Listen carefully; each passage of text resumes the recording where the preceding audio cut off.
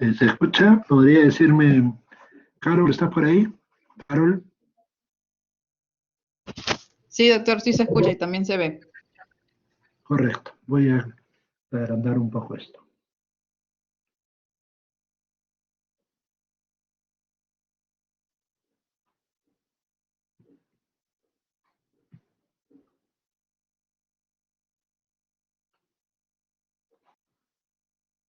Correcto, cualquier cosa, por favor, cualquier inconveniente me lo hacen saber. Bueno, el día de hoy vamos a dar yo diría algunos aspectos generales. No estoy seguro si he puesto en las diapositivas lo que se llama un disclaimer o una resolución de conflictos. En realidad tiene limitaciones hablar de los aspectos neurobiológicos, ¿no? Biológicos relacionados a la psiquiatría, a la conducta. Eh, no se podría hacer eso en una clase.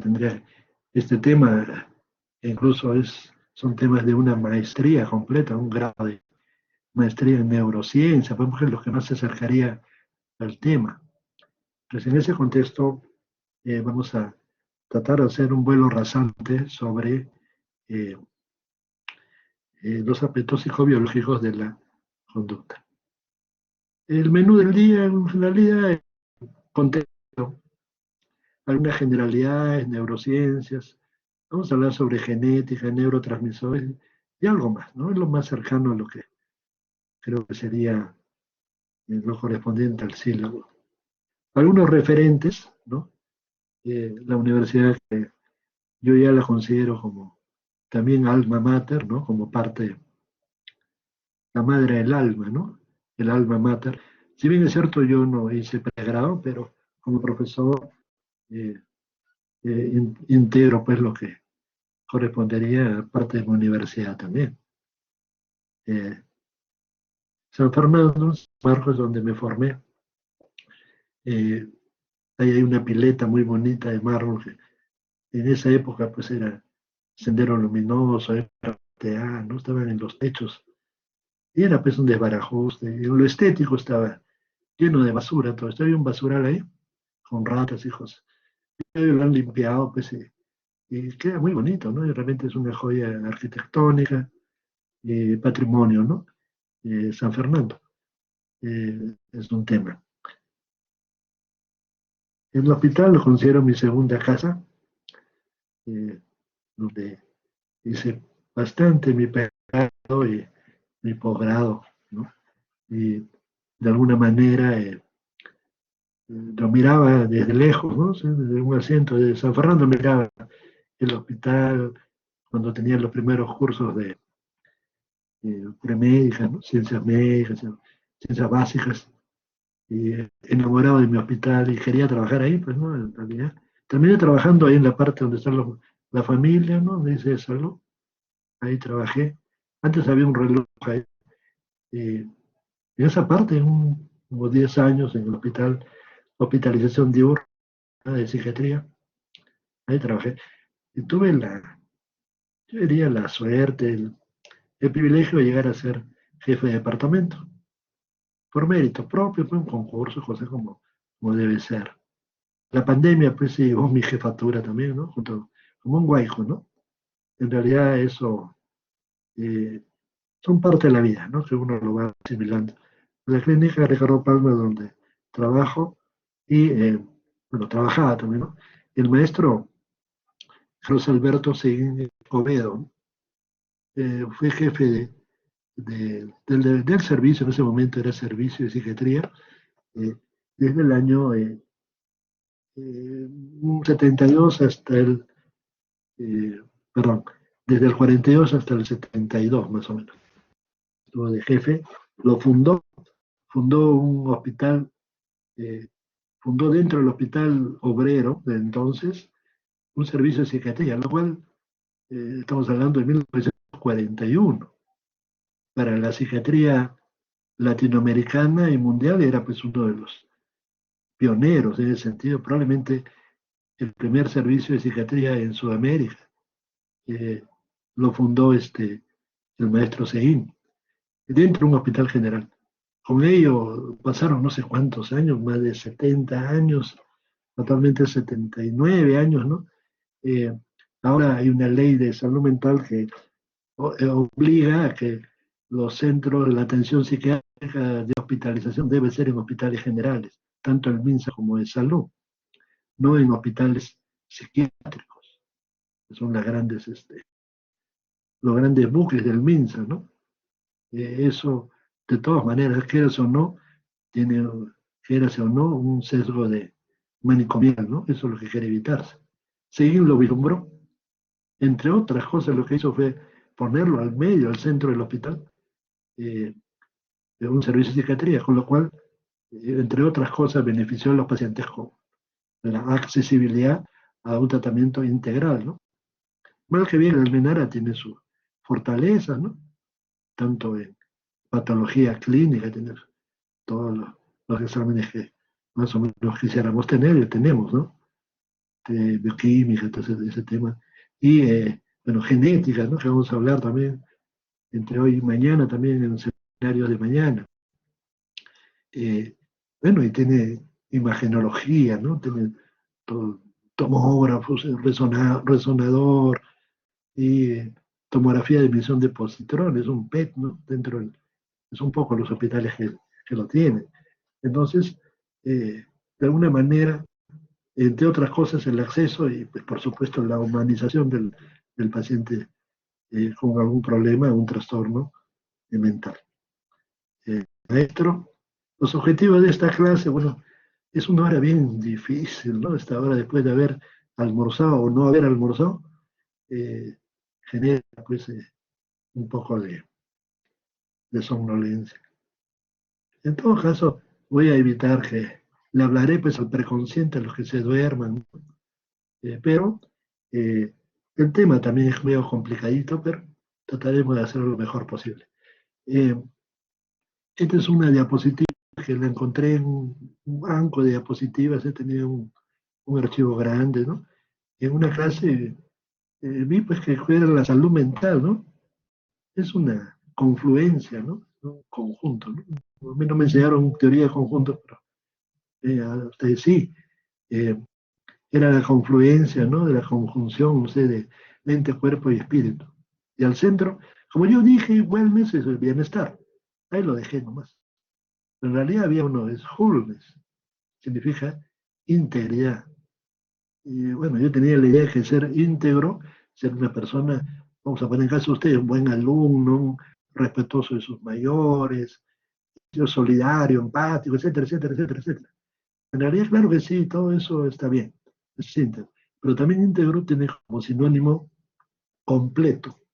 Y, digamos, la cualidad se llamaría, no sé si es un neologismo todavía, y completitud. Es la condición de estar completo, es decir, de acuerdo a mi edad, a mi cultura, a mi lugar de donde vivo, tengo completitud.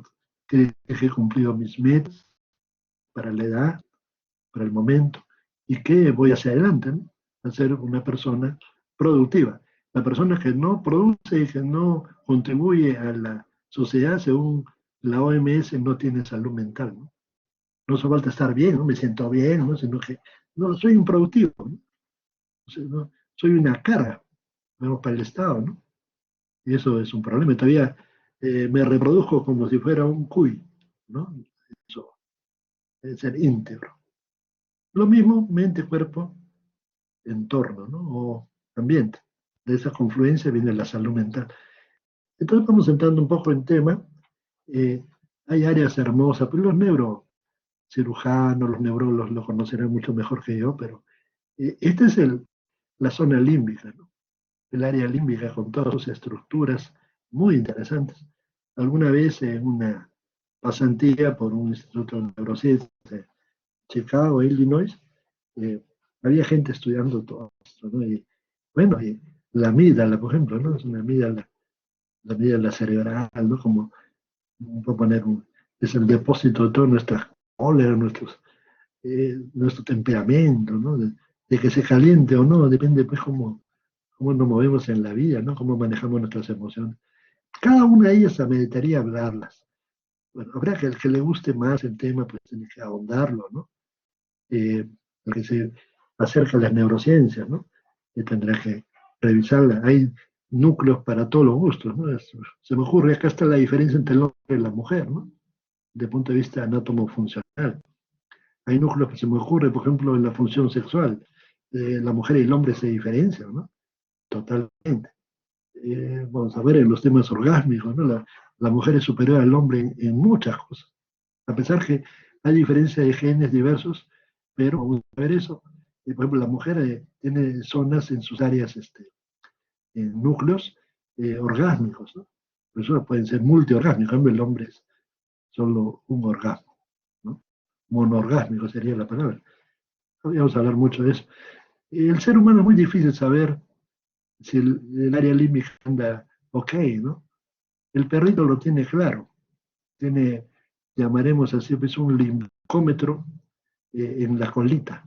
Cuando el perro está contento, mueve la colita, ¿no? Muchos perros, estos perros se engañan también, ¿no? Mueven la colita y muerden, ¿no?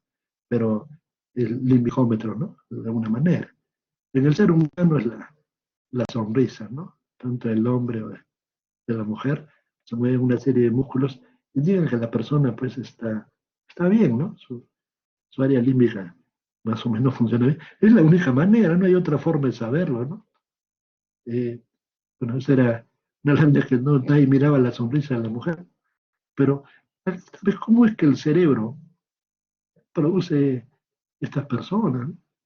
Lomara Salvatrucha, ¿no? Una megapandilla desde el sur de Estados Unidos hasta Baja California, pues van hasta pasan México, Centroamérica, todo y Panamá, casi llegan al Perú, ¿no? Algunos que otros. Es una pandilla, pues, terrible, ¿no? Mega pandilla, pues, pero son gente psicopática, ¿no? Antisocial, ¿no? Eh, Quizás todo podría, las principales referencias, ¿no? Es sobre Phineas Gates, Phineas Gates. Eh, Referente, es la primera vez que se puede evidenciar a través de un accidente, ¿no? Phineas Gates era un obrero aproximadamente en 1800, mitad del siglo XIX, 1840 por ahí, en Virginia, en Estados Unidos. Él se encargaba de eh, hacer excavaciones, entonces usaba pues una barreta de acero, de fierro, no sé, y estaba pólvora, y no se dio cuenta, pues, y se encendió la pólvora y se le disparaba, pues, una lanza realmente casi de 2 metros, ¿no? Y le atravesó, pues, por la zona malar izquierda y salió por la zona prefrontal. Hasta ese momento, la zona prefrontal se consideraba que era algo que no sería para nada, ¿no? Así como el apéndice secal, ¿no? Sin embargo, eh, a través de esto se supo, él era una persona ordenada, responsable, ¿no? Era un buen tipo. Luego de este accidente, sobrevivió, él pudo sobrevivir, le sacaron la barreta, todo, sobrevivió, y a pesar que es una época antigua, ¿no? Eh, y cambió todo su comportamiento, un síndrome prefrontal, pues, ¿no? Se volvió, pues, ¿cuál sería? Violento, agresivo, se volvió, irritable, y cambios en sus hábitos, ¿no? Desinhibido, etcétera, ¿no? Se volvió, pues, perdió su condición humana, digamos, en medio animalesco, ¿no? Phineas, ¿no?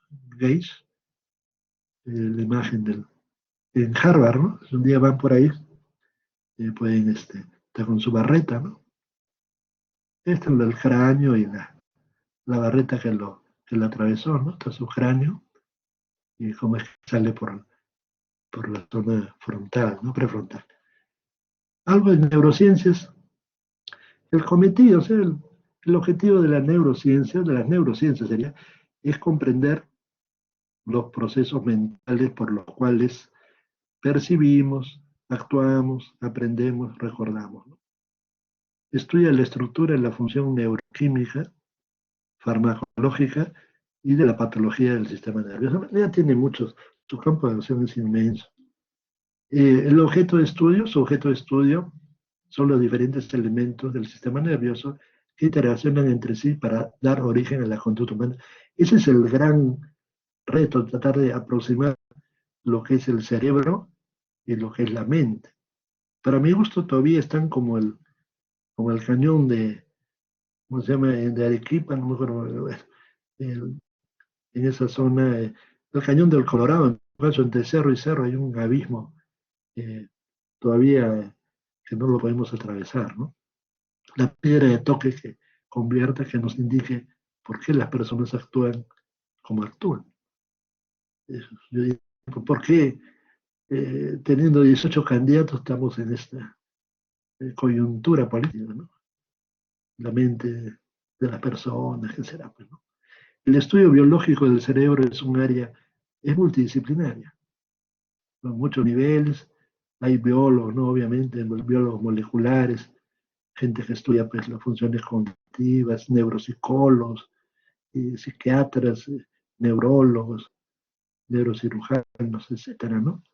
En realidad es multidisciplinario.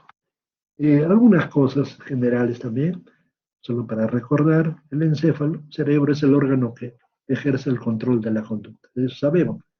Eso lo que sabemos ahora no lo sabían los griegos, ¿no? Los griegos pensaban que era el hígado, ¿no? Ustedes habrán escuchado la hipocondría.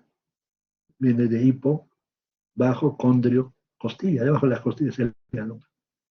Es tan fuerte esa creencia que hasta ahora existe probablemente uno de los medicamentos que más se venden son para el hígado. Uno se pone de un color medio raro, está mal del hígado. No, no hagas hígado, ¿no? Piensa, no hables con el hígado. Y así, ¿no? Hipocondriaco pues, viene de hipocondrio, ¿no? Creer que el hígado está mal de algo, ¿no? Eso se extrapoló después al cáncer y al SIDA, ¿no? Conducta puede definirse como cualquier tipo de movimiento de un organismo vivo. Bueno, conducta de movimiento, ¿no? Se mueve la persona. Bueno, el cerebro es el órgano más destacado, funciona todo el día, todo el año. Ah, bueno, hasta que te enamoras, pues, deja de funcionar. Bueno, la corteza cerebral. El cerebro se divide en dos hemisferios, ustedes lo saben, solo para recordar, cada hemisferio, cuatro lóbulos, frontal, parietal, temporal y occipital, ¿no? Los lóbulos frontales se dividen en tres regiones anatómicas, todas tienen mucha importancia. El córtex, la corteza motora premotora, la corteza paralímbica, ahí está la región anterior del giro del signo, el giro singular, y el córtex prefrontal, que a la vez comprende la corteza dorsolateral, la orbitaria y la mesial. Ahí está pues el mesial, la paralímbica. Esto hay que aprenderlo de memoria más que todo, porque bueno, el que le gusta pues neurología, pues o neurocirugía, eso es un ABC, ¿no? Estas cortezas están conectadas con diversas estructuras subcorticales, esto es muy importante, formando los circuitos fronto-subcorticales. La ejecución de estos circuitos representa uno de los mayores avances de la neurociencia en los últimos tiempos, en la relación entre cerebro y conducta. Tiene que ver mucho con los circuitos que van a las zonas subcorticales. Dentro de las áreas subcorticales está el tálamo, el hipotálamo, el sistema límbico, que describimos algo, el hipocampo, el forno, la amígdala, la circunvolución cingulada, el bulbo olfatorio y los cuerpos mamilares. Todos ellos tienen importancia extrema en la conducta. Los ganglios basales, el primero está el cuerpo estriado, el músculo caudado, el putamen y el estriado ventral, que a su vez incluye el núcleo accumbens. El segundo es el ganglio basal, el globo pálido, un globo pálido. Y tercero, la sustancia negra, locus niger, ¿no? Y cuatro, el núcleo subtalámico. Todos ellos importancia en muchas enfermedades neurológicas. Bueno, la imagen de una sola, ¿por qué actúa así? Vamos a ver la genética un poco. La genética es una ciencia que estudia la herencia o la transmisión de los caracteres morfológicos y fisiológicos que se heredan de padres a hijos. Estudia la herencia. La información genética se encuentra en la molécula de ADN, en los cromosomas, ¿no? La especie humana tiene 46 cromosomas divididos en 23 pares cromosomas homólogos, ¿no? Uno de estos pares determina el sexo, XX o XY, o XY, como quiera. Gen, genotipo y fenotipo. El gen, el factor hereditario que controla un carácter hereditario. Genotipo, conjunto de factores heredados de los padres, determinado carácter. Fenotipo, conjunto de caracteres hereditarios que se manifiestan externamente, lo fenotípico, ¿no? Y lo genotípico. Los cromosomas están formados por ADN, proteínas y algo de ARN. Los genes son una parte de las cadenas de ADN y se disponen linealmente a lo largo de ello. Se encuentran en lugares llamados locus y el plural se llama loci. La molécula de ADN tiene la estructura de una escalera en doble hélice, formada por azúcares. Hay una desoxirribosa, fosfatos, y disculpe que, bueno, esto es muy básico, ¿no? Pero solo un recordaris. 4 bases nucleótidas llamadas, bueno, la adenina, la timina, que no es tiamina, ¿no? La tiamina es una parte del complejo B, ¿no? Adenina, la timina, la citosina y la guanina. El código genético queda determinado por el orden de estas bases. Cada gen tiene una secuencia única de pares de bases, ¿no? Bueno, los seres humanos 46 cromosomas, 20, ya saben ustedes, 44 son autosómicos y 2 son de tipo sexual, XX, XY, tanto sea hombre o mujer. El genoma humano, proyecto, ¿no? Fue en 1990. Departamento de Energía, Instituto de Salud de Estados Unidos. Bueno, participaron otros países también, con un plazo de, dieron 15 años, ¿no? Para el 2005. Pero en realidad hubo mucha colaboración internacional, se avanzó mucho en la genómica, y bueno, el borrador fue terminado en el año 2000, o sea, antes del tiempo, ¿no? El ser humano siempre fue muy soberbio. Decíamos que debíamos tener como reyes de la naturaleza, nada menos que hijos de Dios, 1 millón de genes, ¿no? Se calculado, al fin, oh decepción, ¿no? 20.000 de 25.000 genes nomás. Por ahí está la cosa, ¿no? Alrededor de 25.000 genes. Eh, muy parecido hasta, creo, hasta un molusco. No, hay molusco, no. Hay hasta moscas y animalitos que pueden tener esa cantidad de genes, ¿no? No depende del tamaño tampoco. Gran parte de nuestro genoma está compuesto de ADN. Mucha parte tiene ADN que no codifica genes. No sé, vaya usted a saber por qué están ahí. Los cromosomas con más genes que codifican proteínas, 17, 19, 22. Obviamente los cromosomas X, X, ¿no? El Y, 4, 18, 23. En estos tienen menos genes codificadores, pero influyen en enfermedades genéticas, ¿no? De una manera tremenda. Mucha letra en esta diapositiva, pero vamos a hacer traducción. Solo el 5% del genoma proteínas. El 25% del genoma está desierto. Sí, es cierto. Hay espacios sin secuencias génicas entre un gen y otro. Dios, ¿por qué hizo eso? No sabemos. Se ha identificado un número muy elevado de pequeñas variaciones en los genes que se conocen, este es bien importante, los polimorfismos de nucleótidos únicos, los SNP en inglés, ¿no? Eh, son polimorfismos de nucleótidos únicos. Esto son algunos millones, 1 o 2 millones más o menos.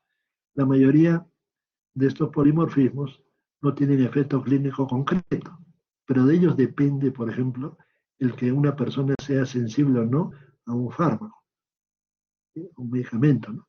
Y la predisposición a sufrir determinada enfermedad. Tuve la oportunidad de ver en otro lugar el estudio de estos eh, nucleótidos únicos, ¿no? Nucleótidos para la fabricación, por ejemplo, de medicamentos que en un futuro, ustedes lo van a ver, de repente tendrán un poco mayores ustedes, pero verán que la medicina va a ser a diseño. Una gotita de sangre y el medicamento, vamos a ver en los psicofármacos, ¿no? Ya se hará de acuerdo a esto. porque no todo, porque ustedes saben que no todos los medicamentos actúan igual, pues, como dos personas de la misma edad, del mismo lugar, ¿no? Hacen lo mismo, todo eso, en uno funciona mucho más que en otro, ¿no? Tiene que ver con este tema. Solo un pantallazo de cromosoma X, ¿no? Y algunas enfermedades genéticas, ¿no? Sus genes, la hemofilia A, la hemofilia B, el síndrome de Níger, ¿no? Que es un tema de purinas, ¿no? La enfermedad de Fabry, ¿no? Enfermedades genéticas, la anemia hemolítica, la retinitis pigmentaria, las distrofias eh, musculares, ¿no? En realidad la lista es enorme, muchas de ellas tienen influencia eh, en la psiquiatría. Hay enfermedades genéticas en los niños, tiene que ver mucho con la oligofrenia, llamada así, o retraso mental, ¿no? Bueno, 10.000 genes conformarían el sistema nervioso central y periférico, ¿no? Con los 25.000 que tenemos, más o menos 10.000 se van para ahí. ¿Cuál es el aporte de los genes, los temas genéticos a la conducta, ¿no? Por ejemplo, las potencialidades heredadas, ¿no? Se hereda la inteligencia. Eh, por eso, a las solteras que están escuchándome, escojan pues una pareja inteligente, ¿no? Que te le dé hijos. Eh, alguien, alguien se cayó por ahí, no sé. Pero bueno, dicen pues que, con todo respeto, les pongo así el sarcasmo, ¿no? Padres brutos engendran pues hijos brutos. Una parte es por supuesto por el ambiente, ¿no? Pero también hay genes, ¿no? Eso es claro. Pues hay bancos, en otras partes bancos de espermas y esas cosas, ¿no? No tenemos todavía esa, vamos a poner cultura, ¿no? En ese sentido. En el Perú todavía. Habilidades verbales y espaciales, ¿no? También se puede heredar. Parte hay genes y parte es también la crianza, pues, ¿no? Obviamente, el ambiente, la memoria, el temperamento, ¿no? Hay familias temperamentales, de rasgos de personalidad. Por ejemplo, en nuestro hospital en Almenara hicimos un trabajo de hace tiempo, ya eh, era sobre la, la utilidad, la eficacia, era seguridad, eficacia y seguridad de tolerabilidad de un producto, un antipsicótico atípico, pero en personalidades border, por ejemplo, trastorno de personalidad borderline. Eh, Se llevaron también muestras de sangre para Estados Unidos para ver genética, ¿no? El aspectos genéticos de la persona, ¿no? De estas pacientes, de estos pacientes. La predisposición para fumar y beber. El alcoholismo se hereda. No solo obviamente también tiene influencia si el padre bebe pues, todo el día, pues es un alcohólico, los hijos probablemente, algunos podrían ser astemios, pues son varios hijos, algunos podrían heredar esa predisposición, ¿no? Predisposiciones nomás, ¿ya? No estamos hablando de padre alcohólico, hijo alcohólico, ¿no? Hay un porcentaje que la persona pueda abrirse en el camino, en la vida. Estructura de las ondas cerebrales también, y una serie de enfermedades neuropsiquiátricas que veremos de una manera. La diferencia entre el hombre y la mujer, 6.500 genes, gracias a Dios, somos diferentes. Tipo de disturbio genético, por ejemplo, por un lado, y las características, por ejemplo, cromosómicos. Cuando la alteración es cromosómica, ustedes sería la adición o la deleción es la falta, ¿no? La adición aumenta, o hay un cromosoma más o cromosoma menos, de los cromosomas enteros o parte de ellos, ¿no? Por ejemplo, la trisomía 21, hay un cromosoma más en el 21, en el par 21, y en su par es un trío. Los temas monogenéticos, por ejemplo, genes mutantes únicos, heredados en forma mendeliana, ¿no? Simple. La anemia falciforme, la corea de Huntington. Son enfermedades que tienen marcada fuerza hereditaria, heredabilidad. ¿Ya? Poligenético, ahí está en gran parte de las enfermedades psiquiátricas también. Ahí tenemos Bueno, en la poligenética interacción de muchos genes, ¿no? Que se suman. Esta es la diabetes, diabetes tipo ambos, ¿no? 1 y 2. La esquizofrenia, ¿no? Es una enfermedad poligénica o poligenética. Los trastornos bipolares, ¿no? Ambos son los pesos pesados de la psiquiatría, ¿no? Esquizofrenia y bipolaridad. Disturbios genéticos de célula somática. Ahí tenemos pues los relacionados al oncogene pues, en cáncer, ¿no? El Doctor, cáncer es que... Disculpa, ¿sí? disculpe, ¿la esquizofrenia, las enfermedades neuropsiquiátricas se heredan? Sí. Vamos a ver ahí un cuadrito, pero a la pregunta es, por ejemplo, yo soy esquizofrénico y mi mujer es esquizofrénica.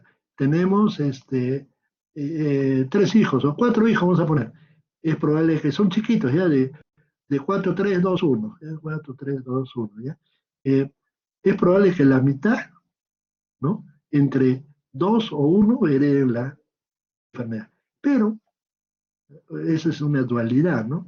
Hay un tema de genética, epigenética, genética y crianza. Si se hace un tratamiento adecuado de los padres, se hace un clima donde intervengan pues algún familiar que sea normal y que se busque la claridad, la comunicación, que todo sea de alguna manera buen trato. Si uno trata bien a una persona no se enferma, pues, así de simple, ¿no? Pero claro, se recomendaría que no se case uno con una persona esquizofrénica. En otros países, y acá mismo, ¿no? El matrimonio, para casarse hay que estar sano, física y mentalmente. Por eso, técnicamente, claro, uno debe casarse, el matrimonio civil o religioso, o ambos, ¿no? Lo civil, uno debe casarse. Y para casarse uno debería tener un certificado, una evaluación, ok, ¿no? Eso no pasa, estamos en el Perú, es tráfico, todo el mundo se casa, se puede casar dos más. Incluso bien ni se casa la gente, ¿no? Hay gente que tienen sus hijos, ¿no? No debería eso, de alguna manera, frenarse, ¿ya? Uno puede tener acceso a la sexualidad, ¿no? Pero se corre un riesgo, ¿no? Vamos a ver que cuando son los dos padres, más o menos 40, 50%. Cuando uno de los dos tiene riesgo, ¿eh? Vamos a ver, cuando uno de los dos nomás tiene esquizofrenia, pues hay un 20%, de 5 hijos uno. Pero esas son matemáticas, ¿no? Estadística, epidemiología, ¿no? Vamos a ver que eso es como la pandemia, ¿no? Eso es, que a veces no funciona por diversas razones, ¿no? Hay otros factores que alteran. Ok. Acá, por ejemplo, ¿no? La pregunta de la alumna, datos que apoyan que hay genética pues, en psiquiatría, ¿no? Por ejemplo, la esquizofrenia, ¿no? Son formas de estudio, hay más, ¿no? Formas de estudiar los estudios de riesgo familiar, estudios en gemelos, en adopciones y los estudios de ligamiento. Son estudios genéticos. O sea, hay evidencia, ¿no? Hay mucho estudio al respecto, ¿no? La esquizofrenia se hereda, hay una heredabilidad. Por supuesto, no se hereda 100%, ¿ya? Eh, no es así. El trastorno bipolar, lo mismo, ¿ya? Es heredable. La depresión mayor, ya la llamaremos esto la depresión monopolar, ya no bipolar, hay un riesgo, ¿no? También un poco menos, y así, ¿no? El trastorno incluso se ha generalizado. Los nerviosos, hay familias de nerviosas, la abuela, la madre y la hija, vamos a poner, el abuelo, el padre y el hijo son nerviosos, ¿ya? Eso, eso se da claramente. El, el alcoholismo, ¿no? También es heredable. Luego, por ejemplo, con respecto a Alzheimer, lo mismo, ¿no? Hay un riesgo del 41%. Claro que el Alzheimer, ¿no? Eso es de raza blanca, ¿no? Cosas europeos, americanos, pero también el Perú, ¿no? Hay enfermedad de Alzheimer, ¿no? Demencia en la enfermedad de Alzheimer. Hay una serie de cromosomas ahí, están ahí puestos. Eh, el alcoholismo también, 3 a 50, que los estudios son tan variables que agarramos un 25%. Uno de cada 4 hijos podría tenerlo, ¿no? Podría, ¿no? Eso es condicional. Corea de Huntington un poco más alto, ¿no? Son 50%. ¿Sí? Hay familias En neurología se va mucho eso, más que en psiquiatría, pero en neurología la Corea de Huntington, asociada a depresión también, pues, por eso también entra en psiquiatría un poco. Esquizofrenia, ¿eh? Entre 10 y 40, pues pongámosle pues 25%. Eso varía, y hay una serie de cromosomas que están implicados, ¿no? 5, Doctor, 6, 8, 11. Sí, disculpe, ¿la Corea de sí, Huntington también es una enfermedad que se hereda? sí, 50%. Probablemente sea es una enfermedad neurológica, ¿no? Es de alta heredabilidad, ¿ya? Eso lo indica ahí, un 50%. Dos hijos, uno. Eso es bien frecuente. Usted va a encontrar familias de pacientes que en varios en la familia tienen esta enfermedad. No es mucho, ¿eh? Su prevalencia no es tan alta, pero sí, definitivamente es una enfermedad heredable, ¿ya? Como la hemofilia, pues bueno, no es psiquiatría, ¿no? La bipolaridad, más o menos un 10-15%, también se hereda. La angustia también, ¿no? 27% también. Hay una tendencia a una predisposición. Ahora, acá, con respecto a la causalidad genética del trastorno mental, hay genes predisponentes. Fíjense, los genes predisponentes, junto con un evento adverso temprano, sufrimiento fetal o tocamientos indebidos, violaciones, cosas, no sé, pues, ¿no? Abuso físico, estresores, ¿no? Y eso hace de que el fenotipo se vuelva vulnerable. Ahí viene, pues, hay disfunciones de serotonina, noradrenalina, dopamina, ¿no? Alteraciones al otro lado estructurales del sistema nervioso. Cambian los cerebros. Hay estudios que demuestran que se producen cambios luego del sufrimiento en la infancia. Bueno, es un tema, ¿no? Bueno, termina uno vulnerable al estrés. Luego, esto es teórico, ¿no? Luego se produce una disminución en la capacidad de enfrentamiento y performance psicosocial. Y termina uno enfermándose, sobre todo enfermedades afectivas tipo depresión. La interacción genética también. Estamos hablando de la herencia y la crianza, ¿ya? Es un proceso dinámico que se debe a una interrelación constante entre genes y ambiente. La vulnerabilidad puede dar lugar a diversas consecuencias según la intensidad de la carga genética y ambiental. Eso va a depender. A veces hay herencia que no tiene tanta fuerza, ¿no? Mi abuelo tuvo, no sé si bipolaridad, pero en el camino ya, pues, y mi ambiente fue muy bueno, ¿no? Tuvo bastante apoyo, un ambiente tranquilo, ¿no? La presencia o ausencia de factores protectores, ¿no? Claro, si uno tiene factores protectores, hay factores protectores genéticos y ambientales también, ¿no? Hay que saberlo, ¿no? Para tomar algunas medidas previamente. El modelo genético en psiquiatría se caracteriza por un efecto combinado de múltiples genes de baja penetrancia. Hemos dicho poligenético. Junto a diversos factores ambientales de riesgo y de protección.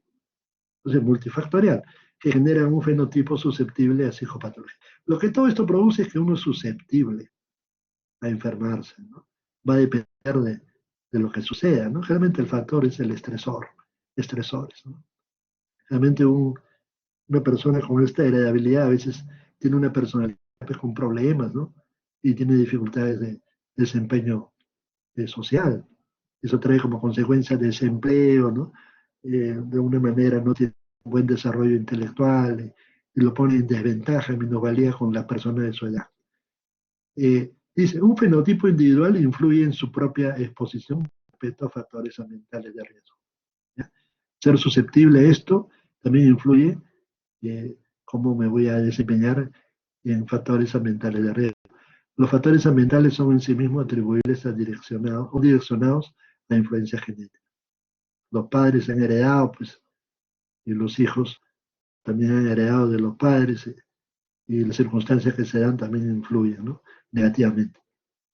El término esquizotaxia, estamos hablando de Paul Mill, personas genéticamente vulnerables que sufrieron exposición a acontecimientos adversos en las primeras etapas de la vida. Fueron obstétricos. Por eso dicen que una de las causas de la esquizofrenia, una de las posibles causas, es de alguna manera el sufrimiento perinatal, ¿no? Perinatal. y que dieron lugar al desarrollo anómalo de ciertas estructuras cerebrales. Esta vulnerabilidad latente más un acontecimiento ambiental adverso puede facilitar el desarrollo de una esquizofrenia o psicosis. Por ejemplo, la pérdida de los padres parentales, consumo de marihuana, ¿no? Aquellos que dicen qué rica es la marihuana, es una plantita que sale de la tierra, es natural, no es artificial. Ahora hay marihuanas artificiales. Se llaman las nuevas, va a haber un seminario seguro, creo que el año pasado hubo de drogas mejoradas, se llaman así. Son drogas de diseño y son las últimas, ¿no? Sustancias psicoactivas, ¿no?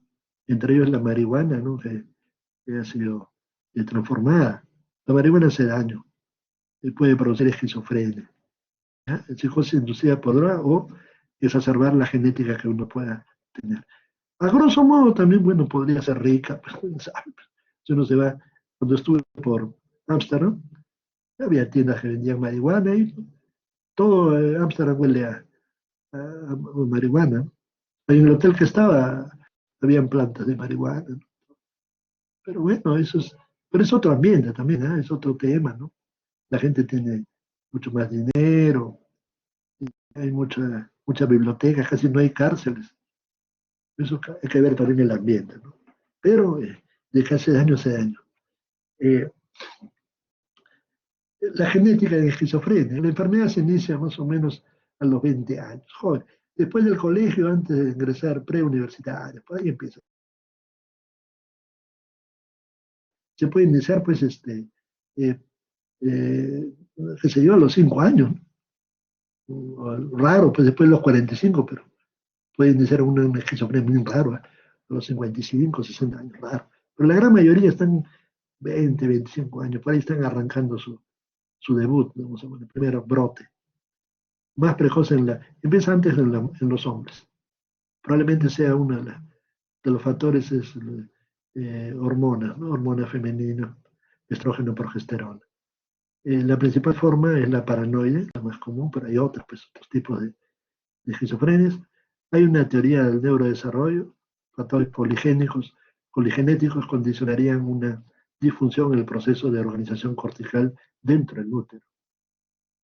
Una de las cosas es también que uno debe haber una psicoprofilaxis del parto. El parto tiene que ser con mucha tranquilidad, ¿no? Evitar todo tipo de sufrimiento a ese nivel. Bueno, la vulnerabilidad biológica se expresa en enfermedad durante la adolescencia, porque ahí se suman, pues en la adolescencia está creciendo, pues viene de dolor la adolescencia, en pleno crecimiento a ser adulto, deja de ser niño y bueno, y tiene que asumir responsabilidades, ingreso, tiene que estudiar o trabajar, y frustración, y estrés, pues, ¿no? Y ahí se produce, pues, generalmente ahí se producen los brotes, ¿no? La esquizofrenia. En pacientes esquizofrénicos se ha documentado atrofia, no sé, para saber eso, ¿no? Que hay en las tomografías, en algunos, ¿no? En resonancias, el espés cerebral, ¿no? En medicina nuclear, atrofia de la zona prefrontal, parietal. El cerebelo, que antes decía que solo era para la coordinación, todavía sabemos el cerebelo, tiene también influencia pues, en la conducta. Todo un tema. Bueno, dilatación de los ventrículos laterales, como si fuera un viejito, en algunos se ve, pues, ¿no? Crow decía, pues, esquizofrenia tipo 1 y tipo 2. En la tipo 2, si no me equivoco, había un crecimiento de los ventrículos laterales, como si fuera una demencia, ¿ya? Tremendos ventrículos. No en todos, ¿eh? Eso no se ve. Tampoco no sirve, pues, para un diagnóstico. Pruebas estas no sirven. O sea, no me van a clarificar, porque uno puede tener una tomografía normal, ¿no? Y ser recontra esquizofrénico. La psicosis se debe a una hiperactividad mesolímbica o una hipoactividad de mesocortical de dopamina. Ustedes van a ver que las vías dopaminérgicas, las carreteras como la Panamericana Sur, Norte, la carretera central, son las vías mesolímbicas, las mesocorticales, del mesencéfalo, pues la área límbica y a la corteza, la nigroestriada, del locus niger al estriato, al cuerpo estriado. Ahí está pues la Parkinson, el parkinsonismo que producen los medicamentos antiguos, y la tuberofundibular, pues en el hipotálamo. Ahí viene la prolactina, ¿no? La hiperprolactinemia, por bloqueo de esa vía. Bueno, la enfermedad debe explicarse por un modelo poligenético y multifactorial, hemos dicho, donde estarían implicados una serie de cromosomas, unos cuantos, pero deben haber más, ¿no? La prevalencia, ¿no? Es la cantidad, como decía, agarro la población general, el 1%, más o menos, es a nivel mundial casi, ¿eh? Sí, a nivel mundial, 1%. Uno de cada 100 peruanos tiene esquizofrenia. Para la gente que conoce salud pública, es un problema de salud pública, es un bolondrón que haya, pues, tanto loco, entre comillas, loco, disculpen ustedes, para fines internos, ¿ya? Tanto psicótico, esquizofrénico, bastante.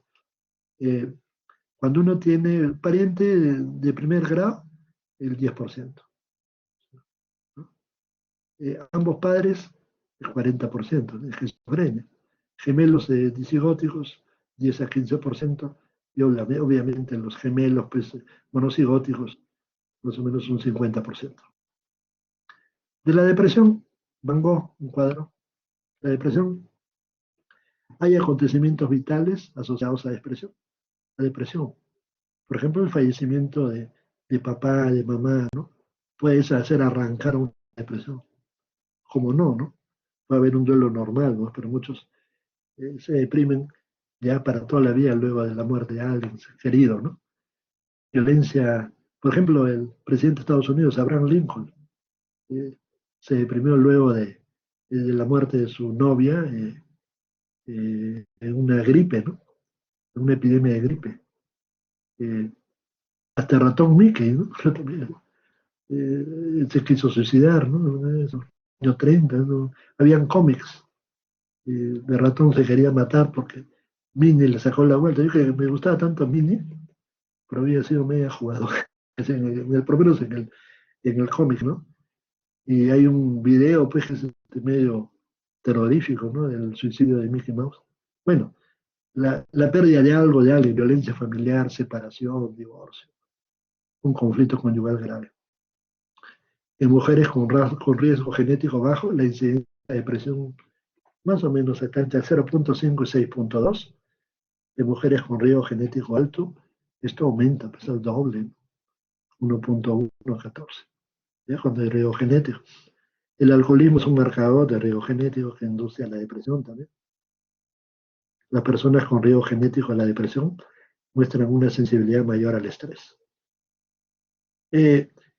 Toda persona que consume alcohol o drogas es bipolar hasta que no se demuestre lo contrario. Tiene un problema afectivo hasta que no se demuestre lo contrario. Algunos dicen que el 50% de los alcohólicos y adictos a sustancias podrían tener bipolaridad. En todas sus formas, no hay una sola, 1 y 2, sino hay 3, 4, 5, 6, 7, números romanos.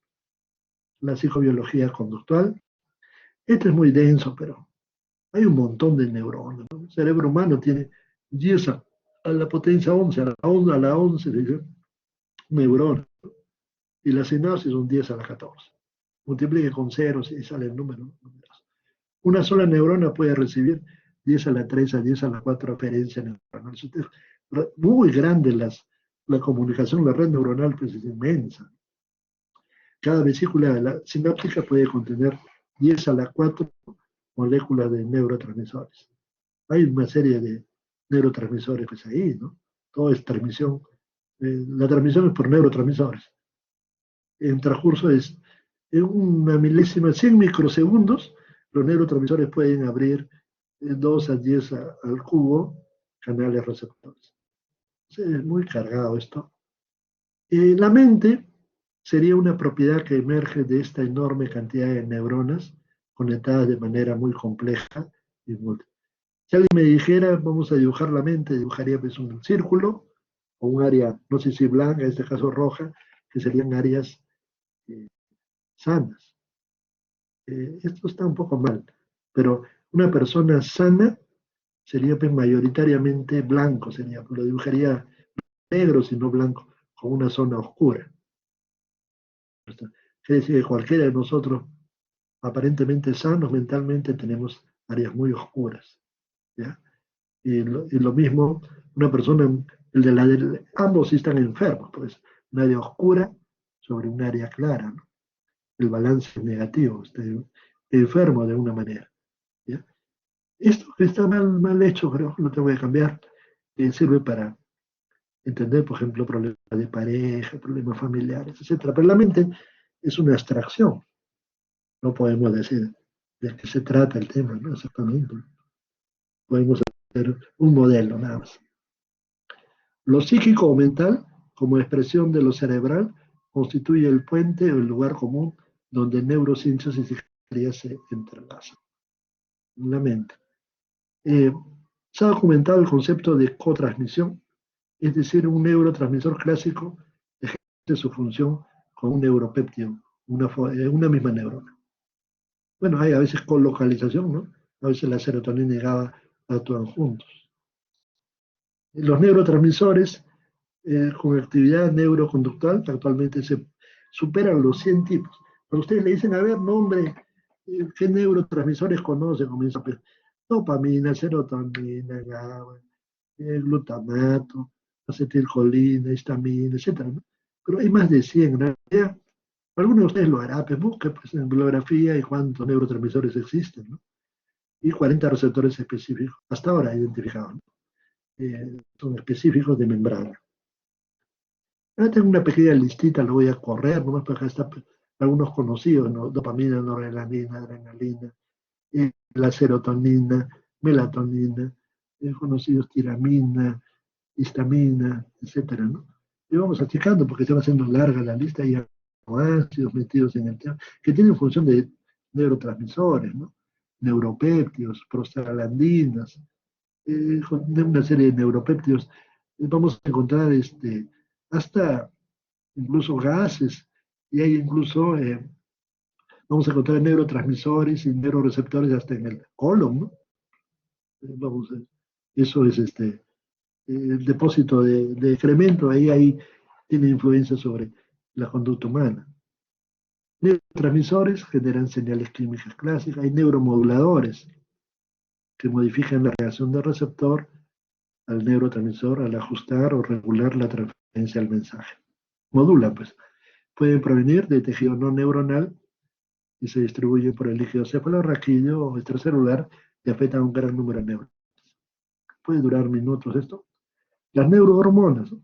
Se liberan desde células nerviosas, van a la circulación y van por todo el cuerpo.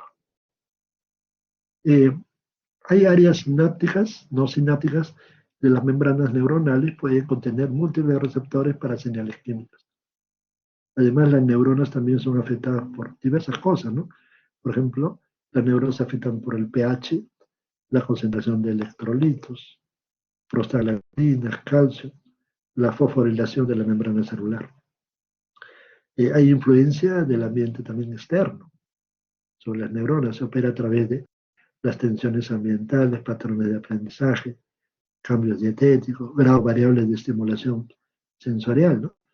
Ejemplo, se me ocurre, pues, una persona que se pelea pues, permanentemente, tiene problemas en casa, no sé, por alguien, ¿no? Un tercero, bueno, eso, área límbica, ¿no? Y ahí se van a liberar una serie de neurohormonas, neurotransmisores, llegan al colon, una colitis, ¿no? Un colon irritable, ¿no? Al final está que cada vez que tiene tensión, se le afloja el estómago, ¿no? Se la quejan, ¿no? Van al gastroenterólogo, al proctólogo, le ponen un proctoscopio, colonoscopio, lo que encuentra es una inflamación de la mucosa. Es cierto que ahí hay un problema, eso hay que dar dieta y algunas sustancias que ayuden pues, un poco a desinflamar eso. Pero también hay que dar, curiosamente, se le da pues antidepresivos, ¿eh? Se van a tratar sobre la ansiedad, porque de alguna manera es una ansiedad somatizada, convertida en un síntoma somático. Si uno cree que las cosas son así, pues no se trataría, solo seríamos cuerpos, ¿no? Hay mente. El ejemplo, cuando uno está mal amado, sería la palabra, ¿no? La mujer o el hombre que uno quiere no nos quiere y uno sufre, ¿no? Se nos quita el apetito. Y peor todavía si se le ve con otro, eh, comienza uno a sentir dentro del estómago ardor, ¿no? Una suerte de parestesia, así, los celos, ¿no? No duerme, o sea, quiere decir que el cuerpo sufre, ¿ya? No es esa relación mente-cuerpo, ¿no? Es un enfoque psicosomático. Muchas enfermedades, sí lo vamos a ver, creo hay una clase de, creo que sí, estas son los relacionados al estrés, ahí lo vamos a mirar. Muchas enfermedades.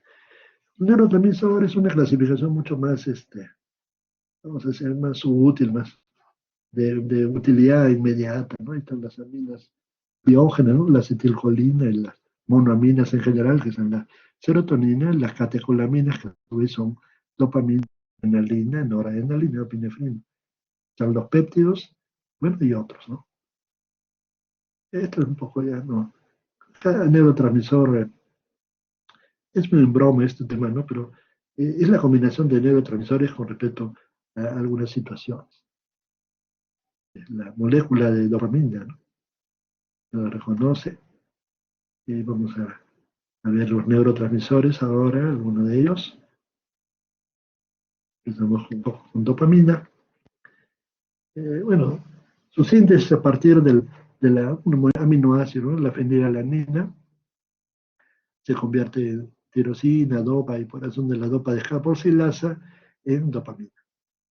La dopamina es destruida en parte por la acción de la monoaminoxidasa, la MAO, y otra parte se utiliza por recaptación. Hay una bomba de recaptación de serotonina. Eh, Está en su muñeca, ¿no? Su tatuaje de una dopamina. La dopamina se distribuye en varios lugares, ¿no? Retina, hipotálamo, tronco encefálico, sistemas activadores mesoestriados, ¿no? Del locus níger, mesolímbico, las carreteras que le dije, ¿no? Mesocortical.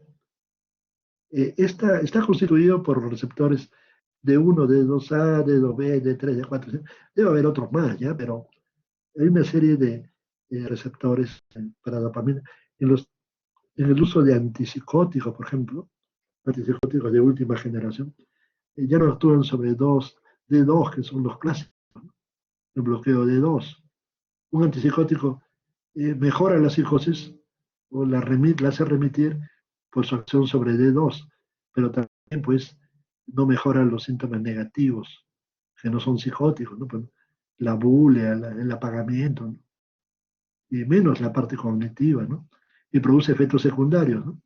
Tales como eh, el temblor parkinsoniano, la acaticia, son síntomas extrapiramidales, ¿no? Que es por bloqueo de vías que no debe bloquear, ¿no? Por ejemplo, la vía nigroestriada, el locus níger estriado, ¿no? Al bloquear eso se produce temblor parkinsoniano. La vía fundibular, al bloquear eso se produce que la prolactina vaya a sangre, ¿no? Hiperprolactinemia con las consecuencias hormonales, ¿no? Disminución de la libido, en el hombre ginecomastia, ¿no? Crecen las mamas, ¿no? En la mujer amenorrea, una serie de cambios. Eso creo que ya los últimos eh, antipsicóticos de última generación ya la tienen muy poco. ¿Qué cosas hace la dopamina? Interviene sobre la motivación, sobre el sistema de refuerzo por recompensa, la regulación de la temperatura, el movimiento voluntario, la dopamina, pues cuando se bloquea, pues se producen movimientos involuntarios. La dopamina actúa sobre la sexualidad también, ¿no? Eh, las cosas que dan placer es por dopamina, con todo respeto, pero vamos a ver una cosa, si no es sexo coital, pues eso, ¿no? El placer de un beso apasionado, pues hay una descarga de dopamina, ¿no? Lo mismo sucede pues con cosas que liberan dopamina, el café, por ejemplo, ¿no? Un buen café, o alguna droga, ¿no? Que sería efecto nocivo, pero placentero, ¿no? Tiene que ver con por eso que en se va también en parte, hay un problema con dopamina. La persona ya no tiene anedonia, no quiere disfrutar, ya no puede disfrutar. Y por supuesto tiene que ver con el juicio crítico de la realidad, ¿no? La teoría dopaminérgica de la psicosis, de la esquizofrenia, es por aumento de dopamina en el espacio intersináptico. Lo que hacen los medicamentos bloquea, pues, los clásicos antiguos bloquean el receptor postsináptico y se produce una mejoría, pues. Pero una mejoría en parte, pero ahora hay otros medicamentos que actúan sobre serotonina, sobre glutamato y otros que vamos a ver a continuación. Bueno, ahí están las estructuras y las vías tuberofundibular, mesolímbica, ¿no? La mesocortical, en realidad son las vías principales dopaminérgicas. La serotonina, a partir del aminoácido triptofano o triptófano, que se convierte en 5-hidroxitriptofano y por acción de una enzima también Descartes o descarboxilasa de los aminoácidos aromáticos se convierte en serotonina, ¿no? También conocida como 5-HT, 5-hidroxitriptamina. Actualmente se conocen receptores 5-HT, 1A, el 1B, el 1C, el 1D, el 2, 3, 4, 5, probablemente haya 6, 7. La 5-hidroxi, la serotonina o 5-HT es destruida en parte por la MAO y otros se recaptan. ¿Recuerdan? Hay medicamentos inhibidores de la recaptación selectiva de serotonina, los IRS, fluoxetina, paroxetina, sertralina, pues nada más, Zoloft de Pfizer, paroxetina, el citalopram, la fluvoxamina. No hay muchos, pero todos ellos actúan así. La serotonina es el neurotransmisor del sistema de los núcleos del RAF. Cuando habla serotonina, el núcleo del RAF, cuyas neuronas se distribuyen ampliamente en varios lugares, médula espinal, cerebelo, los núcleos subcorticales, la corteza cerebral, por todo el encéfalo. En realidad, ¿qué funciones tiene la serotonina?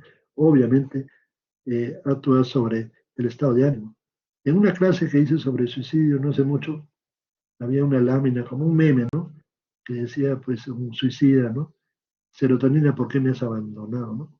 Como era casi por Semana Santa, por ahí, la baja de serotonina y el suicidio. Regulación de la alimentación y la sexualidad, serotonina.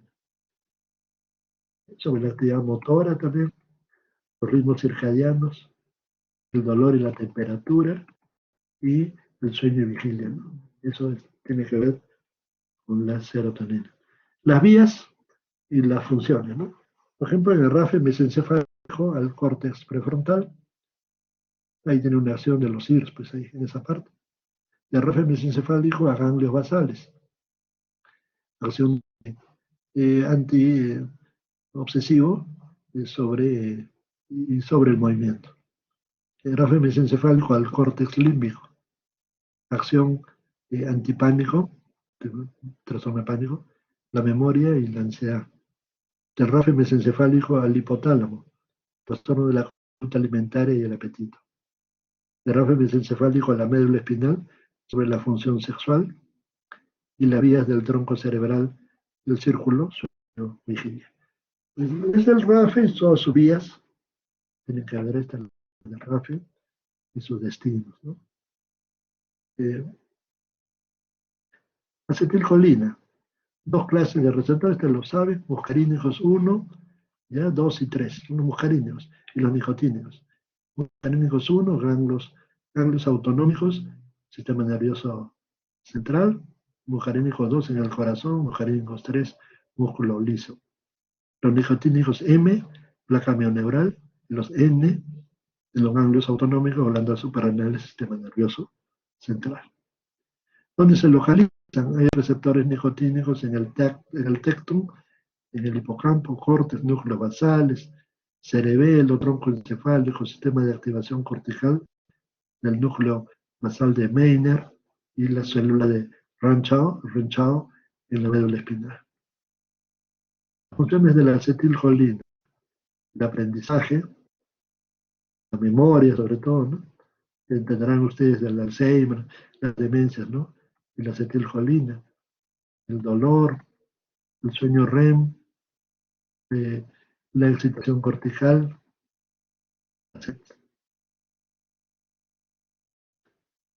En la demencia de Alzheimer, hemos observado una destrucción específica de las neuronas del núcleo basal de Meiner. Este núcleo probablemente sea el lugar donde más neuronas colinérgicas existen. Ahí están las terminaciones, ahí parten todos los sajones de Meiner. Ahí se ha visto ahí en Alzheimer, ¿no? La demencia se acompaña de disminución de las concentraciones de acetilcolina en la neocortes, en la neocorteza temporal, hipocampo y amígdala. Algunos medicamentos psiquiátricos pueden afectarla, son anticolinérgicos. Por ejemplo, un poco antiguos estos ya, pero la nafranil, la clomipramina es un antidepresivo tricíclico, todavía se usa, ha sido superado por los IRS y por los duales, pero tiene mucha acción anticolinérgica. Eso puede producir, pues, estreñimiento, pues, incluso ilio, visión borrosa, pues, es contraindicado, pues, puede producir retención urinaria, en problema prostático, en problema de tipo eh, glaucoma, ¿no? En general, ¿no? Y los otros que, en este caso, es periciacina, que es un antidepresivo, también un poco antiguo, pero tiene mucho efecto. Este es un IMAO, ya no hay casi, en Estados Unidos hay, pero acá ya tenemos inhibidores de la monoaminoxidasa como antidepresivos. Pero hay un producto que se llama viperieno. El viperieno es un anticolinérgico que se utiliza como coadyuvante en antipsicóticos antiguos, ¿no? Tipo aloperidol, ¿no? El aloperidol muchas veces le dan viperieno. El viperieno es un anticolinérgico. ¿Y por qué le damos anticolinérgicos? Porque el aldol a veces en muchos pacientes puede producir síntomas, no Parkinson, sino síntomas parkinsonianos, temblor, ese tipo de cosas. Entonces lo que hace, y porque bloquea, pues, dije, la vía neuroestriada. Al darle, pues, un anticolinérgico, hay un balance natural entre acetilcolina y dopamina. Acetilcolina, perdón, los anticolinérgicos al bloquear acetilcolina, empuja hacia abajo la acetilcolina y se eleva la dopamina. Es por eso que suelta dopamina en la parte que está bloqueada y eso hace de que deje de temblar. Viperieno, ¿no? Es un anticolinérgico, coadyuvante en tratamiento antipsicótico. Muchos de los pacientes dejan de tomar el antipsicótico y se toman el viperieno y es como para volar, ¿no? Es como si tomara, pues, una media taza de Nescafé, pues, ¿no? Varias cucharadas, se puede, y siente placer el paciente con eso. Tener mucho cuidado, por eso ya el uso de antipsicóticos modernos ya evita el uso de este anticolinérgico.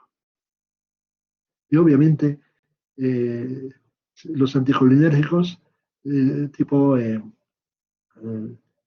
pues se me ha ido el que se usa en órganos fosforados, atropina, produce problemas de memoria, pues.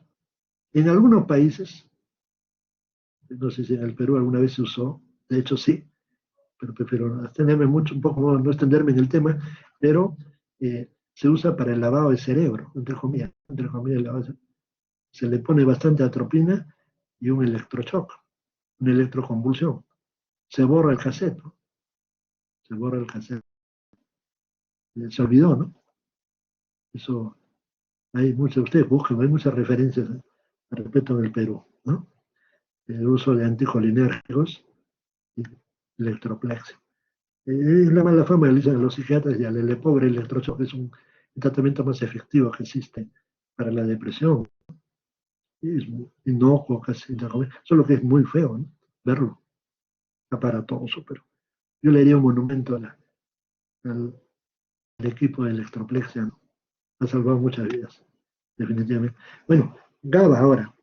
Gamma, aminobutírico, ácido gamma, ¿no? Aminobutírico, los receptores GABA son postsinápticos. Barbitúricos, olvídense, los barbitúricos ya es cosa del pasado, ya no se usan en el Perú. Estados Unidos todavía hay. Y las benzodiazepinas. Es un agonista, pues, ¿no? El GABA B, presinápticos, controlan las liberaciones de otros neurotransmisores. Función del GABA. Las neuronas GABAérgicas se intervienen en la ansiedad, pues, ¿no? El GABA es el tranquilizante natural, el inhibidor del sistema nervioso central. Es el diazepam natural, ¿no? ¿Ya? Tiene que ver con las emociones y el control de la ingesta de alimentos. También está implicado en el alcoholismo. Receptores GABA cercanos a receptores para alcohol y benzodiazepinas. Ese es el complejo GABA, ¿no? Benzodiazepina, el complejo GABA. Hay un canal de cloro, ¿no? Y hay receptores para benzodiazepina, ¿no? Lo que hacen es potenciar el GABA y hacen apertura del canal de cloro y permite, pues, esta liberación y la tranquilidad correspondiente. Cuando vemos clases de ansiolíticos, bueno, este es uno de los principales sitios de acción de las benzodiazepinas. Las benzodiazepinas actúan la ansiedad en este caso depende de GABA, depende de serotonina y de noradrenalina, pero mayoritariamente, el tratamiento mayoritariamente en el mundo es a través de ansiolíticos benzodiazepinos. Hay otras moléculas, vamos a mirar en su clase correspondiente. Creo que para muestra, glutamato. Creo que ya vamos casi terminando, ya no se preocupen. Glutamato. Este es lo contrario al GABA, ¿no? Este excita, más bien, es un excitador por excelencia. Tiene que ver con los receptores NMDA, ¿ya? El dimetil, este es el nombre de aspartato, ¿no? El NMDA. La hipoactividad glutamatérgica, cuando se bloquean estos receptores, producen alucinaciones y disociación de la realidad. Por eso que ahora la esquizofrenia, las teorías no son pues, solo dopaminergia, ¿no? También el glutamato, también, ¿no? Hay mucha investigación con el NMDA. Luego, incluso hay otros receptores cannabinoides, incluso tenemos en el cerebro marihuana, ¿no? Hay receptores nicotínicos, ¿no? Como el cigarro, se ha visto que el cigarrillo, ¿no? Tranquiliza a algunos pacientes, ¿no? Observaciones que hay investigaciones con moléculas, básicamente en Japón, en Europa, Estados Unidos también. Bueno, la hiperactividad más bien del glutamato produciría una cascada excitotóxica en el sistema nervioso. Puede producir neurotoxicidad, que magnifica los daños. Por ejemplo, cuando se produce hipoglicemia, hipoxia y convulsiones. Ustedes observarán, pues, yo no estoy yendo al hospital, pero observarán que las personas que han tenido COVID, ¿ya? Han sufrido, pues, hipoxia, ¿no? Saturación baja, ese cerebro se afecta, así como un ahogado, ¿no? Algunos ahogados no pasa nada, pero otros que se asfixian un poco, pues, como que hay fallas neurocognitivas, ¿no? Los que convulsionan, también pues, un epiléptico, en una epilepsia pues hay problemas en el cerebro posteriormente. Cada convulsión es como un terremoto, pues, ¿no? Raja el cerebro, por decirlo de alguna manera. Estas son las ondas de glutamato, ¿no? En función de, sea pues esto, dure el efecto, ¿no? Pues leve, moderado el daño de la acción glutamatérgica. Leve, moderado, grave o crónico. Hay cambios diversos morfológicos, ¿no? Con respecto a la neuroplasticidad producida por la acción del glutamato. El sufrimiento pues lleva a la neurotoxicidad del cerebro. Creo que es lo último ya que viene, ¿no? O sea, hay mucho que decir. Esta lámina se la presento porque me gusta mucho. Estos son los neuroreceptores de los antipsicóticos. Eh, por ejemplo, un clásico, ¿no? Es un medicamento antiguo, el Aldol, ¿no? El haloperidol, el primero de arriba a la izquierda. Usted nota que es mayoritariamente, su sitio de acción es dopamina D2. Ese color eh, indica que actúa sobre D2, ¿no? Y hay otras, tiene otros sitios de acción, también otros neuroreceptores. Pero si ustedes miran así un pantallazo, hay algunos medicamentos, la ciprasidona, por ejemplo, la serotonina, ¿no? Y así, ¿no? Cada uno diferente a otro. El petitorio de salud donde trabajo, eh, no me gusta ser complejo, yo lo hice, ¿no? Pero de alguna manera yo contribuí pues, a que eso se dé. El Ministerio de Salud, sus medicamentos eran mucho menos que los que tiene el salud. El salud tiene antipsicóticos, ¿no? Tenemos 8 antipsicóticos de última generación, ¿no? Por ejemplo, la risperidona, la ciprasidona, la clospina, la olanzapina, la aripiprazol, etiapina y amisulpril. En realidad, casi todo, ya por no decir todo. Eh, Eso cada ingreso de uno de ellos nos ha costado sangre sobre lágrimas. Hay un comité, había un comité central de medicamentos que ellos decidían qué entra y qué no entra. Sin contar a los antibióticos convencionales o típicos que teníamos también. Clopromacina, que es el primero de 1958, 56, por ahí. El haloperidol de los 70, periciacina también por ahí, la trifluoperacina, ¿no? Y teníamos casi todo, más el sulpiría, ¿no? Entonces había eh, prácticamente lo necesario, ¿no? Hay otros todavía, pero no son tan, en antipsicóticos todavía no hay tanta diferencia, ¿ya? Todavía estamos bien.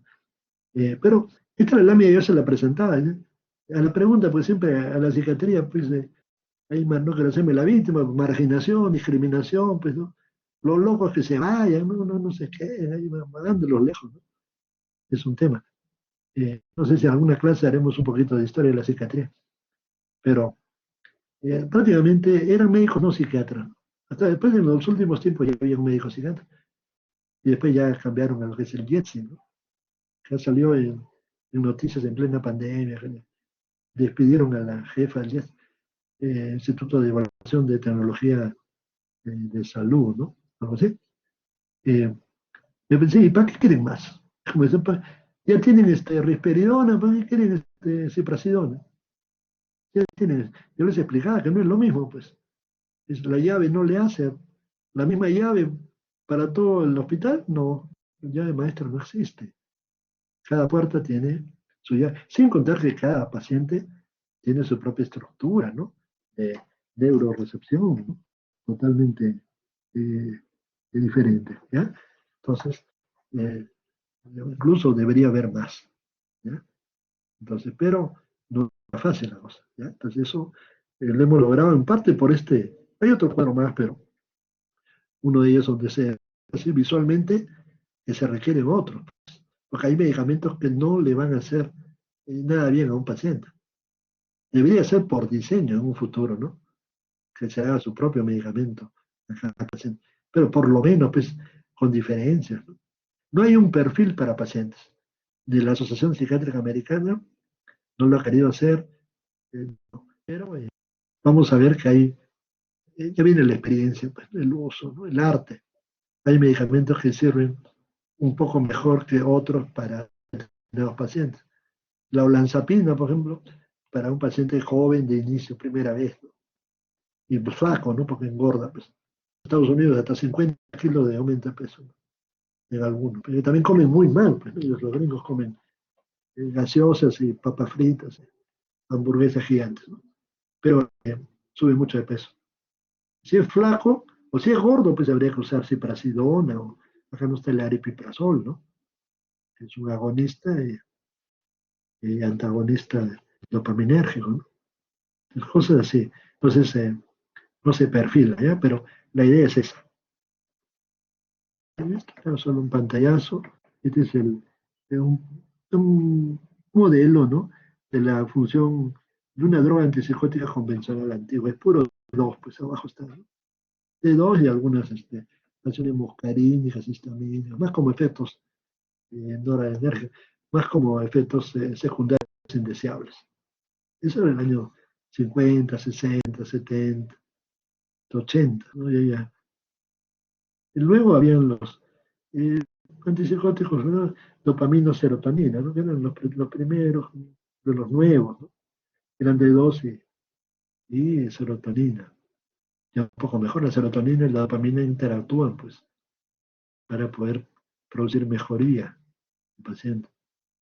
Y bueno, y tenemos acá un atípico, ¿no? El atípico, no sé si esta es la última, ¿sí? Muy parecido. Los atípicos ya actúan pues, sobre todos los neuroreceptores disponibles, ¿no? Cada uno, como hemos visto, diferente a otro. Y la molécula de un medicamento que vendría a ser el taladro minero, ¿no? No es un taladro de sódima para hacer un huequito en la pared, sino es un tremendo taladro con brocas gigantes, ¿no? La clozapina. Buen medicamento, una molécula bella, con diversas acciones, pero tiene un riesgo complicado, por eso hay que manejarlo con protocolo, ¿no? Porque puede producir 2% o 3% de agranulocitosis. El paciente puede morir. Pues el riesgo-beneficio lo usamos en pacientes refractarios.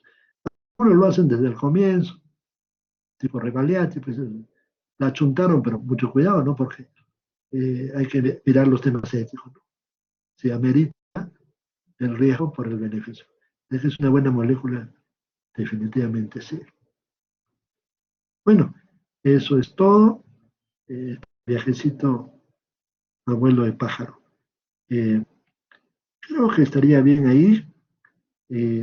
Nada más, no sé si hubiera alguna pregunta. En realidad, se me ha escuchado, ¿no? La pregunta es media tonta. Carol, ¿estás por ahí? Manda un... Sí, doctor, se la escucho. Ok, una vez me pasó en otra universidad y andaba con toda la pantalla completa, y es un riesgo también, y se me desconectó el audio, o sea, hablé una hora por las puras, ¿no? Entonces, tuvimos que repetir todo. Bueno, les agradezco su atención y nos vemos en la próxima. Doctor, una consulta. Doctor, hay un compañero que quiere hacer una pregunta. Sí, ¿Se me escucha? con mucho gusto. Escucho. Sí, Sí, al comienzo usted mencionaba escucha que bien. al comienzo usted mencionaba que el temperamento es heredable. Entonces mi consulta es, si una persona, por ejemplo, nace colérica y no durante su juventud y adultez acude a terapia psicológica y, digamos, mejora en su temperamento, ¿existe un riesgo de que su hijo también nazca con este temperamento colérico o disminuye? Siempre debe, a ver, hay que situarnos. Si bien es cierto, se heredan estas características, el temperamento es la parte, lo que uno hereda de su comportamiento. Es medio complicado la diferencia entre carácter, temperamento y personalidad, ¿ya? Pero el temperamento viene de temperatura, pues, ¿ya? Viene de calor, no sé. Es como uno responde. Por ejemplo, el temperamento de un italiano, pues, siciliano, ¿no? ¿Ya? Y de una persona mucho más flemática, un inglés, por ejemplo, ¿no? Son temperamentos diferentes. Algunos son por genética y por la crianza, la cultura, la educación modula eso. La educación desde el nido hasta la secundaria y la universidad va modulando. Incluso la residencia en psiquiatría, por ejemplo, también termina de modular muchas cosas. A la pregunta, ¿el temperamento se puede mejorar? Claro que sí. ¿Se puede mejorar de manera familiar y espontánea? Claro que sí. Hay niños que son renegones, son medios, llamaba mi maestro, hiperéticos, sin ser distraídos, hipergenéticos, son un poco así, vamos a poner demostrativos y medios conflictivos, difíciles, ¿no? Son problemas de conducta que se modulan con la crianza, en primer lugar, ¿no? Los padres, si tienen madurez, van a saber orientar a los hijos. La escuela es lo mismo, y si ya no eso no se puede, que sería pues la terapia familiar, la terapia informal, ¿no? Si no se puede eso, ya uno busca en lo que se llamaría psicoterapia formal. Soy colérico, pero si soy colérico, sería la palabra como temperamento colérico, irritable, ¿ya? Irritante, además, irrito a los demás si soy irritable, peleón. Habría que hacer primero algunas observaciones, ¿no? Un diagnóstico. ¿Quiénes son los irritables? Miren, Desfile de irritables en el campo de Marte. El primer batallón serían los orgánicos cerebrales, los que no han convulsionado nunca, vamos a poner, o convulsiones, pues los epilépticos. Tienen epilepsia psicomotriz, tienen crisis así que no se manifiestan, no son tónicos clónicas, o tienen una malformación cerebral, ¿no? Irritante. Le toma uno un mapeo cerebral y sale pues con ondas tetas, ¿no? De acá hay, de alguna manera, implicancia en su cerebro. Ese cerebro está medio dañado y se va a manifestar conductualmente a través de cólera, agresividad y hasta violencia, ¿no? ¿Ya? Eso es un punto. El segundo, pues, un diagnóstico de personalidad borderline, ¿no? Mal manejo de la cólera. Tercero, bipolaridad, ¿no? Son coléricos, no son alegres, ¿no? También, sino tienen intolerancia a la frustración. Y así varias posibilidades, ¿no? Si no hay nada de eso, sería una forma de ser, pues, pero que le trae problemas, ¿no? Al final de cuentas, no, el psiquiatra o el psicólogo no han detectado nada, pero tiene problemas. Entonces es un problema de personalidad, ¿ya? Una persona tiene un problema de personalidad cuando tiene problemas con los demás, en sus relaciones más importantes, llámese de pareja, familiares, de trabajo, etcétera. Eso es un trastorno de personalidad, no funciona adecuadamente. Entonces, estoy haciendo sufrir a mi pareja. Le he pegado, vamos a poner un ejemplo, no de eso no debe hacerse nunca, pero se me fue en la mano, porque tenía mucha cólera. Entonces me siento mal, me siento culpable, no soy un psicópata, quiero cambiar, estoy motivado, voy a buscar ayuda en psicoterapia. La palabra es, en este consultorio se atiende personas que manejan muy mal su agresividad. La cólera la manejan mal. Hay hasta había una serie con Charlie Chin, no me acuerdo la palabra, ¿no? Pero tenía que ver como, era un terapia de grupo de coléricos. En Estados Unidos también a los pegalones, aparte si no le dan cárcel, también los mandan le cobran una multa y le mandan a terapia, ¿no? Terapia de manejo de cólera. La cólera es una emoción básica, ¿ya? La cólera, el miedo, la alegría y la tristeza. ¿Se puede modificar? Claro que sí. Va a depender, obviamente, desde el niño. Nací medio así, pero me fui modulando, pues.